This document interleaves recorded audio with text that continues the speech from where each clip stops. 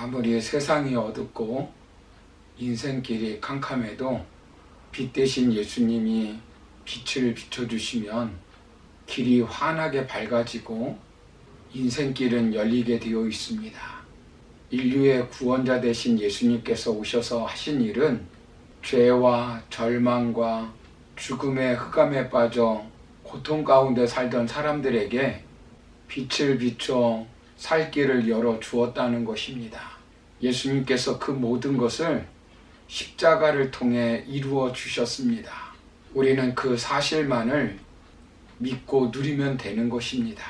우리는 이미 빛 가운데 사는 자들입니다. 그렇다면 빛 가운데 사는 우리가 구체적으로 누려야 할 것이 무엇일까요? 먼저 지난 시간에 빛 가운데 사는 자가 누려야 될 것은 자유라고 말씀드렸습니다. 오늘 두 번째로 살펴볼 것은 빛 가운데 사는 자가 누려야 될 것은 기쁨입니다.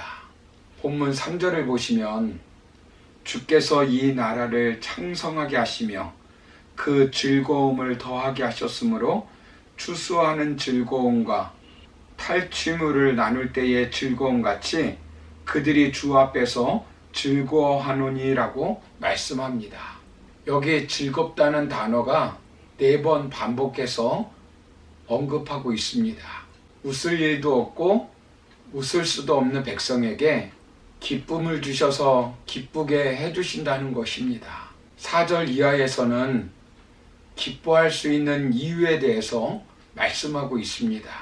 예수님이 평강의 왕으로 오셔서 모든 무거운 멍에와 채찍, 압제에서 벗어나게 하기 때문입니다.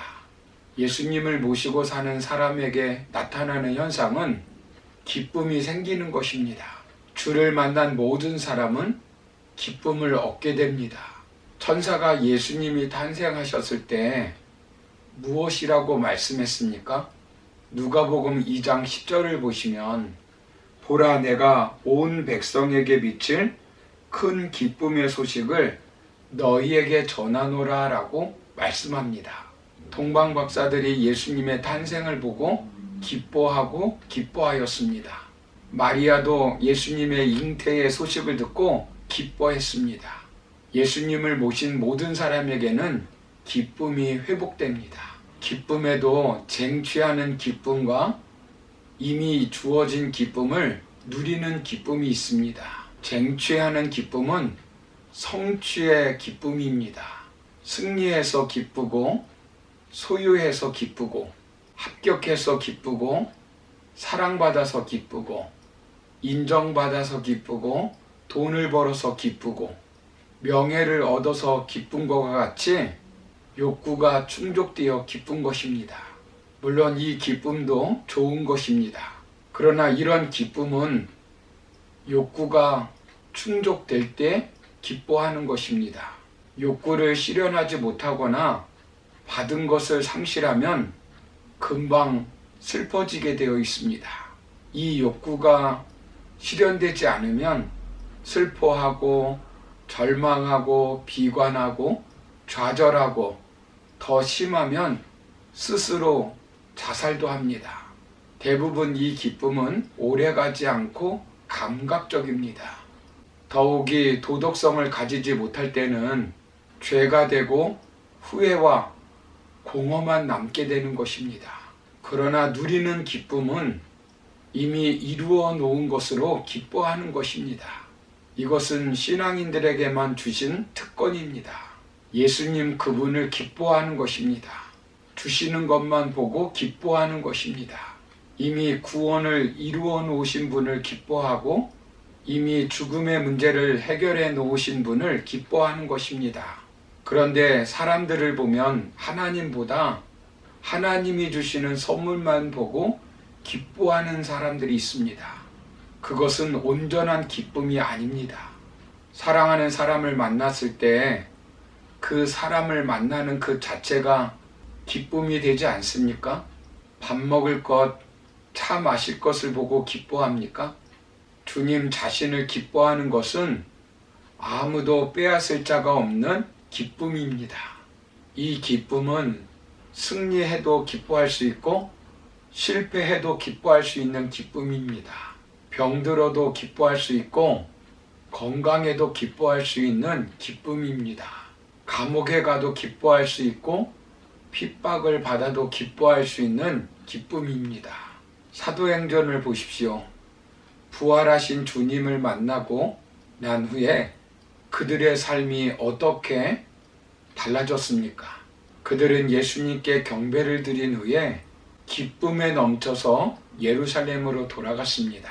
사도행전 2장 46절을 보시면 날마다 마음을 같이하여 성전에 모이기를 힘쓰고 집에서 떡을 떼며 기쁨과 순전한 마음으로 음식을 먹고 라고 말씀합니다. 그리고 사도행전 8장 8절을 보시면 그 성에 큰 기쁨이 있더라 라고 말씀합니다. 또한 사도행전 13장 52절을 보시면 제자들은 기쁨과 성령이 충만하니라 라고 말했습니다. 안디옥에서도 쫓겨가면서 기쁨이 충만했습니다. 능력을 받아도 기뻐했습니다. 사도행전 5장 41절을 보시면 사도들은 그 이름을 위하여 능력받는 일에 합당한 자로 여기심을 기뻐하면서 공회 앞을 떠나니라 라고 말씀합니다. 바울과 실라는 감옥에서 기뻐합니다. 바울은 죽을지라도 기뻐한다 라고 말하고 있습니다. 빌립보서 2장 17절을 보시면 만일 너희 믿음의 재물과 섬김 위에 내가 나를 전제로 드릴지라도 나는 기뻐하고 너희 무리와 함께 기뻐하리니 라고 말씀합니다. 빌립보서는 4장밖에 안 되는 짧은 내용입니다.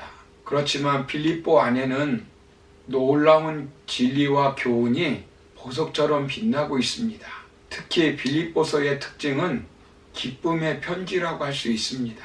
기뻐하라든지 기쁨이라는 말이 17번 나오고 있습니다.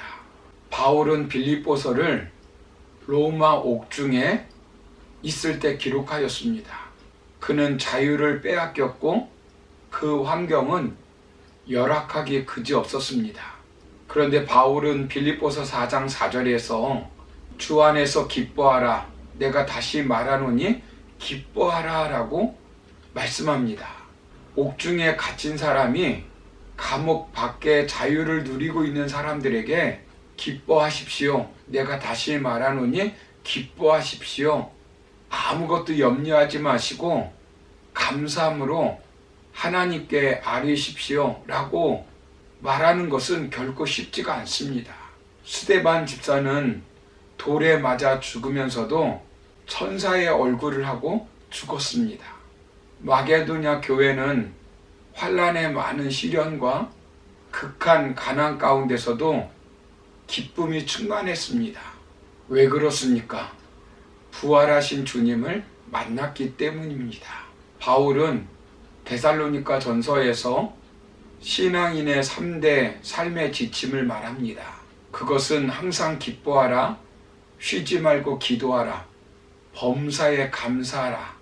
이는 그리스도 안에서 너희를 향하신 하나님의 뜻이니라. 이것은 신앙인의 3대 원리입니다. 그 중에 가장 먼저 앞서 있는 것이 무엇입니까? 그 중에 무엇이 가장 앞서 있습니까? 항상 기뻐하는 것입니다.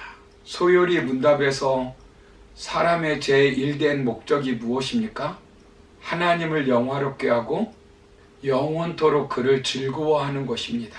하는 것과 좋아하는 것과 즐기는 것은 다른 것입니다. 그 어려운 피난 생활에서도 여호와로 즐거워하고 기뻐하는 다윗이나 전쟁의 위험 속에서도 여호와를 즐거워하는 하박국 선지자나 이사야, 예레미야 선지자 등은 모두 이 경지에 오른 사람들입니다. 하박국 선지자의 고백을 보십시오.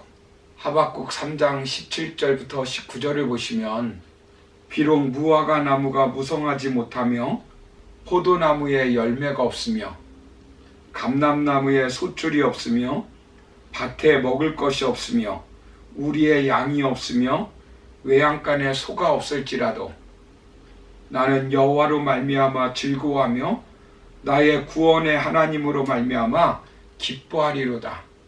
주 여호와는 나의 힘이시라. 나의 발을 사슴과 같게 하사 나를 나의 높은 곳으로 다니게 하시리로다 라고 말씀합니다. 사랑하는 성도 여러분, 예수님을 만나면 아무도 빼앗을 수 없는 기쁨을 평생 누릴 수 있습니다. 이 기쁨을 누리며 살아가는 성도님들이 되기를 소망합니다.